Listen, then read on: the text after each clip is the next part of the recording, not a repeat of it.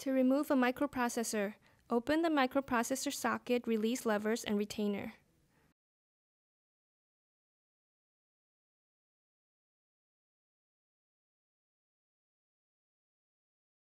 Select the empty microprocessor installation tool and ensure that the handle is in the open position.